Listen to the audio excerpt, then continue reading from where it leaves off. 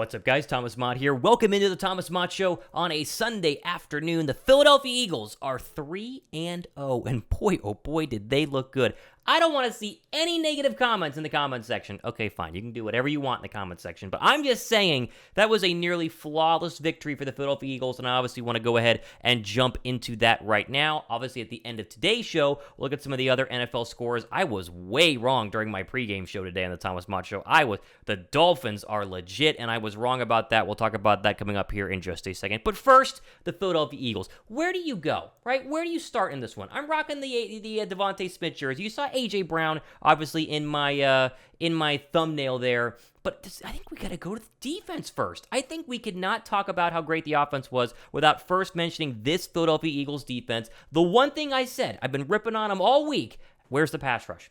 Where's the pass rush? 9 sacks of Carson Wentz. They almost had double-digit sacks of Carson Wentz. Clearly, they heard me. Clearly, the pass rush is there. And very clearly, this defense is one of the best in the National Football League. And we knew that. Like deep down, we all knew they were that good. But it was like, okay, where's Reddick? Where's Sweat? Where's Cox? Where's Brandon Graham? Where are these guys? They should be getting multiple sacks a game. They had one through the first 2, and that one was a fluke because Jared Goff dropped the ball, and then boom. Yes, it's Carson Wentz. And yes, every Eagle fan out there knows that Carson Wentz holds onto the football way too long, but not every one of these sacks was on Carson Wentz. A lot of this was really well done and really good plays by the Philadelphia Eagles. Throw up the box score here. Let's just go through it. Carson's numbers are not that great, and a lot of that was garbage time. And so they basically held Carson Wentz, you can argue, to under 200 yards because that final drive was very much garbage time. The running game was non-existent for the Washington Commanders. That's a big development for Philadelphia, who got gashed by DeAndre Swift in that very first game against the Lions. Really held Dalvin Cook in check on Monday night. They've done it here again. Not a great rushing team in Washington, but still holding them down is absolutely fantastic. And then this is the big one. Terry McLaurin, 6 for 102. That is bloviated numbers. Darius Slay and James Bradbury, how good is he? They've been dominating the past couple of days. McLaurin really did nothing all game. It was one kind of deep catch, a couple of under routes on those final couple of drives in garbage time. Overall, this defense has been absolutely shutting down the opposing team's best receiver. Curtis Samuel, 7 for 48. The guy was absolutely non-existent. But what I want to do here, let's go through the sacks. T.J. Edwards got one. Brandon Graham had 2.5. Hassan Reddick came out there. He had 1.5. Cox had 1.5. Sweat had 1.5. Hargrave had 1. 9 total sacks for this defense. They're legit. They are legit. Now, does this mean they're going to be perfect every single game? No. I'm going to be 100% honest. Philadelphia will eventually lose. I'm not going to go 18-0, 17-0, and, be the only team to ever go undefeated, not named the Miami Dolphins. But let's just be real here. This defense looks really, really scary good, and today was a great example of what the potential we knew was actually being played out on the football field. We got to admit it, Jonathan Gannon, for that scheme that everyone wants to rip, including myself, where they only bring 4 and they put everybody back in coverage, it works when you get pressure. It's a really good scheme whenever you get pressure. Hats off to Jonathan Gannon. He is looking smarter and smarter every single week. And when you have the talent to work in that system, man, that defense is looking very, very good. Okay, over here to the offense. Jalen Hurts was fantastic today. Jalen Hurts was flawless. One bad throw. It was that deep ball late in early 4th, late 3rd to A.J. Brown. He had him open. Should have been another touchdown.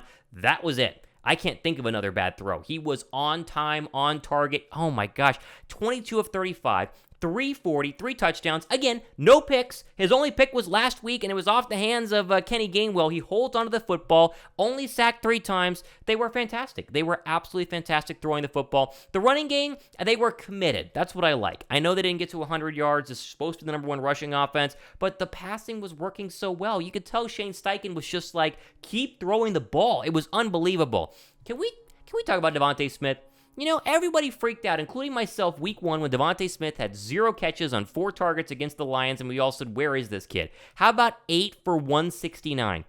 And a touchdown, which was, he was so good. And I told you guys during the pregame show today, A.J. Brown is an absolute difference maker to the point that teams forget DeVonta Smith exists. And if you forget DeVonta Smith exists, you are in trouble as a defense. You have to have 2 elite cornerbacks to play Philadelphia these days. You have to. There's no other way to beat them. You've got to have 2 good cornerbacks, because if you don't, one of these 2 will beat you, or like today, you saw both of them beat you because A.J. Brown was fantastic. Again, he should have had over 100 yards. That one missed throw by Hurts. DeVonta DeVonta Smith was really, really good. The scheming, the play calls, everything was perfect. Couple of interesting plays, I will say, during the red zone. I think if you want to, nitpick here, red zone is going to be a little bit better. But overall, the Philadelphia Eagles, they are looking scary, scary good, sitting here at 3-0 as one of the best teams in the NFC.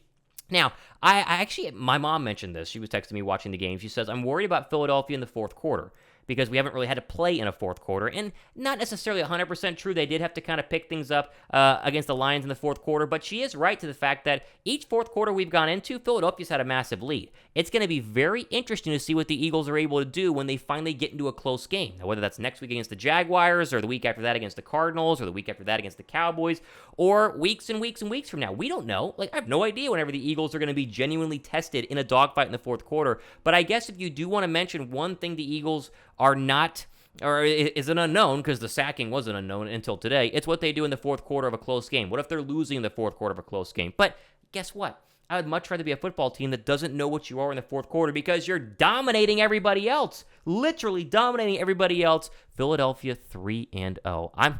Now, in my thumbnail and in my title, I talk about Philadelphia being the best team in the NFC. I think they are. I think right now, if we're being, honest, and again, it's hard saying I'm being unbiased, wearing this with that there and the green over here. It's really hard to say that I'm unbiased. But I would honestly take off my Eagles bias cap and say, name me a better football team in the NFC right now.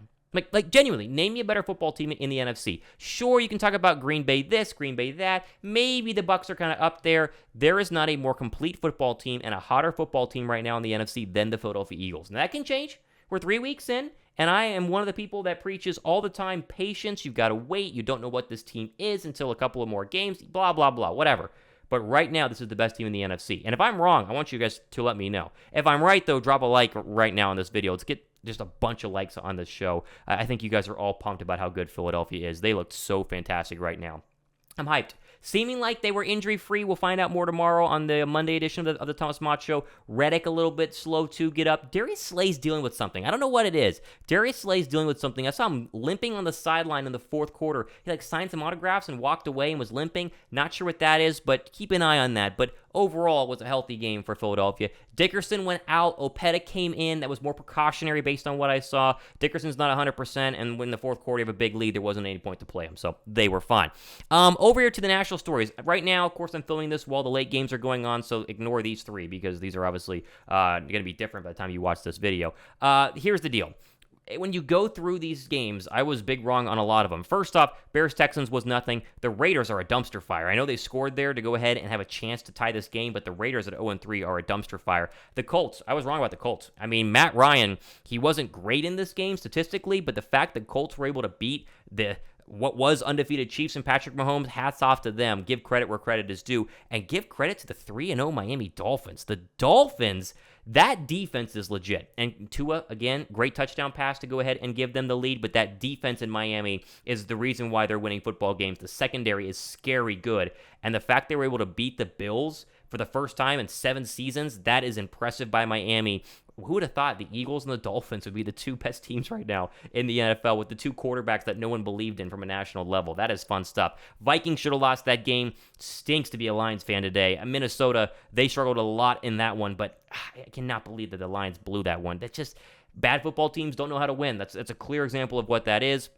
Ravens-Patriots is a non-factor. The Bengals and Joe Burrow, my fantasy football quarterback, finally did something, thank goodness. The Panthers beating the Saints, that was kind of a shocker. Everyone has New Orleans as kind of this wild card team, an 8 or 9 win team, maybe a 10-win football team, depending on what Jameis does. Winston was 25 of 41 for 353 and a touchdown. I mean, the Saints offense went nowhere fast against what is not a good football team in the Panthers. And I ripped the Panthers up and down during my pregame show, but they're not a good team. They're not a good football team, and the Saints losing that badly on the road, sitting at 1-2.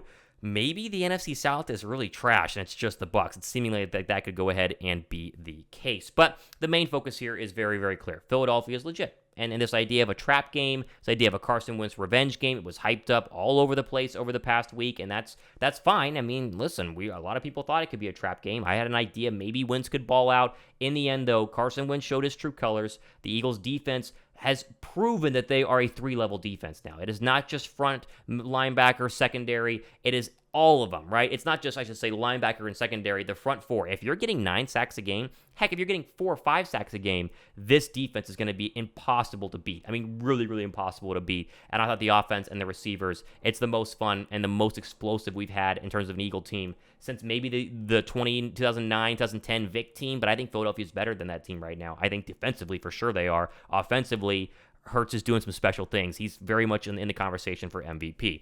All right, there you go. That was my recap here on the Thomas Mott Show. We'll have full breakdowns of everything going on with the Eagles and the NFL coming up starting tomorrow. I mean, literally, I have a blast doing this. If you guys like the channel, subscribe. We hit 2,000 subs over the weekend. We're at almost 2,200 right now. It's crazy. It's so much fun. I appreciate you guys. Thumbs up, comment, subscribe, all that jazz. And we're going to do a lot more fun stuff here on the show. Again, Thomas Mott Show. Birds are 3-0, baby. How about that?